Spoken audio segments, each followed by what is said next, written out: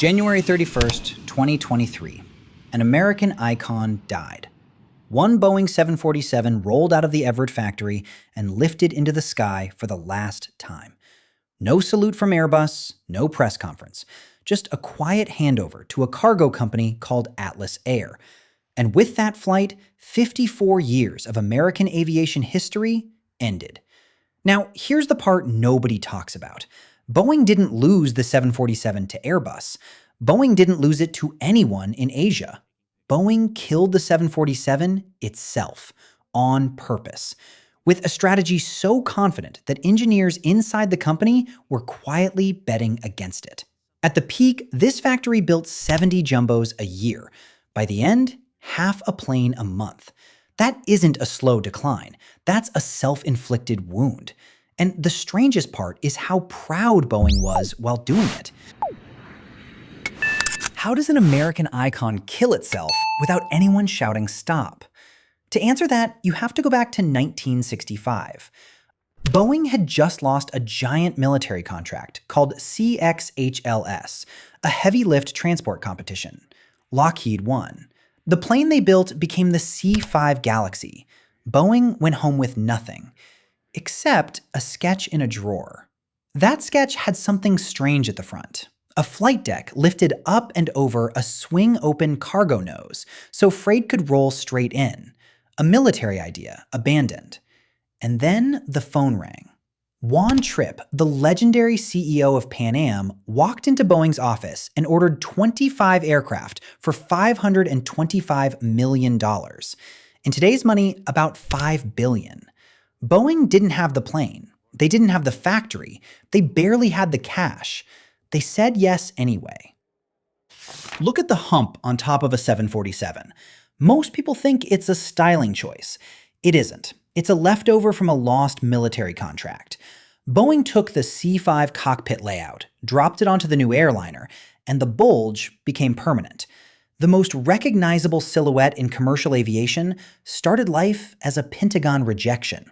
And here's something usually left out of the story. Juan Trippe didn't actually believe his own bet. He thought supersonic jets were the future. He assumed the jumbo would be obsolete in 10 years and would spend the rest of its life hauling freight. That's why the nose was built to swing open. Picture this, an aircraft designed for a world that never arrived. The supersonics never came. The jumbo stayed. And it became the symbol of American aviation instead. Who bets the entire company on a plane they think will be obsolete? Boeing did, and it worked. Building this thing nearly killed Boeing. The development cost about $1 billion in 1960s money, which is somewhere north of $7 billion today.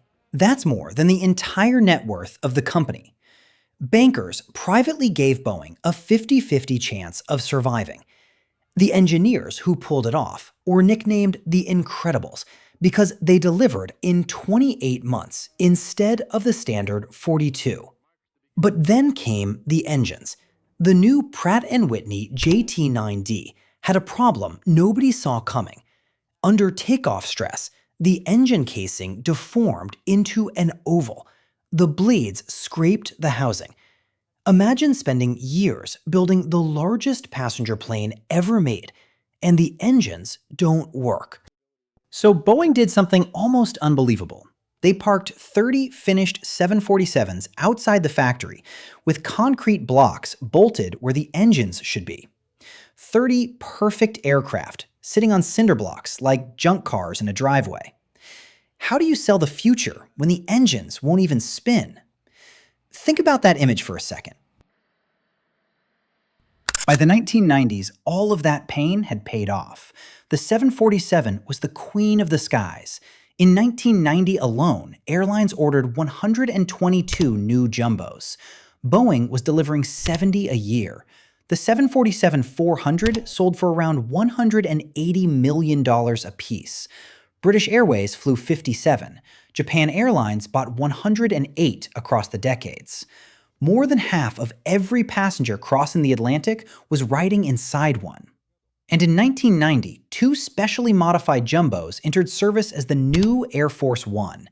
tail numbers 28000 and 29000, 12,000 kilometers without refueling. Hundreds of miles of internal wiring hardened against nuclear electromagnetic pulse. Think about that for a second. The most powerful person on Earth was riding around in a Boeing. The 747 wasn't just a plane, it was American power with wings. And inside Boeing, executives were already drawing up the plan to kill it. Who would bet against their own queen? Boeing would. On October 14, 1990, United Airlines ordered 34 of a new aircraft called the 777. $11 billion. A twin-engine wide-body. Lighter, cheaper, far more fuel efficient than the Jumbo. Then something quiet happened in 1995 that mattered more than most people realize. The FAA granted the 777 something called ETOPS 180 certification on day one. ETOPS sounds technical, but the meaning is simple. Picture this. For decades, a two-engine plane couldn't fly more than 60 minutes from a runway. Two engines were considered too risky over an ocean. The 747 had four. That's why it owned the Pacific and Atlantic. ETOPS 180 erased that rule overnight. It's like an insurance policy that suddenly says you can drive anywhere instead of just inside your city. The 777 could now cross any ocean on Earth. The Jumbo's biggest advantage just evaporated. Then came the 787 Dreamliner, and that was the real Killshot. Announced in 2004, a mid-sized twin-engine wide-body built around a completely different idea of how flying should work. The old model was hub and spoke. Big planes flew between major hubs. Small planes carried passengers in from smaller cities. That was the 747's whole reason to exist. The Dreamliner was built for point-to-point. 250 passengers, 8,000 miles of range, 20% less fuel than older jets. Airlines could suddenly open direct routes from Boston to Tokyo or Dallas to Madrid. No hub, no giant aircraft, no 747 needed. Boeing had just built a plane that made its own flagship obsolete, and the executives in Chicago knew exactly what they were doing. Internally, the strategy had a name in everything but writing: efficiency over awe. CEO James McNerney said it himself. Big moonshot programs, he argued, were the wrong way to run the business. The future of the 747 was killed in a boardroom. In 2005, Boeing tried to save face. They announced the 747-8, a stretched and modernized jumbo, partly as an answer to the Airbus A380. But look at the brutal arithmetic.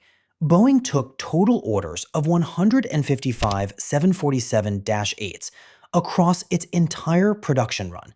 Of those, only 48 were passenger versions. Only 3 airlines ever bought the passenger version. 3. Lufthansa, Air China, Korean Air. That's it. Compare that to the peak. In 1990, airlines wanted 122 jumbos in a single year. 20 years later, they collectively wanted 48. Ever. The cargo version sold steadily because freight doesn't care about fuel efficiency the way passengers do. The 747-8 became a cargo plane wearing a passenger badge. What does it mean when your flagship can only survive as a freighter? And then the airlines started walking away from the older jumbos too. United retired its fleet in 2017, Delta the same year, KLM in 2020, British Airways in 2020. On July 29, 2020, Boeing made it official. The 747 line would close. At that point, the factory was building half a plane a month, from 70 a year at the peak to 6 a year at the end, a 12 times collapse. That's what self-cannibalization looks like in numbers. And then something happened that turned the whole story into a strange kind of irony. The US Air Force ordered 2 new jets to replace the aging Air Force One. Which model did they pick? A Boeing 747-8. So the American president will keep flying on a jumbo well into the 2030s, on a model whose factory is already closed. The icon is dead. The symbol can't die. Here's the part nobody talks about. Across the Atlantic, Airbus killed the A380 in 2021. Boeing killed the 747 in 2022. Two giants, same year, same reason. How often does that happen? The market simply stopped wanting giants. Passengers wanted more flights, more direct routes, more flexibility. Airlines wanted twin engines, lighter frames, smaller risks. The age of the four-engine cathedral of the sky ended, not from one bad decision, but because the math quietly stopped working. So when you ask how Boeing killed its own 747, the answer isn't a villain. It isn't a single CEO. It isn't even Airbus. The strategy that backfired was simpler than that. Think of a Michelin star restaurant. The owner closes because the burger joint next door makes more money. Boeing chose efficiency over awe. They built two smaller planes that were better at almost everything except being magnificent. And in doing so, they made their own queen obsolete.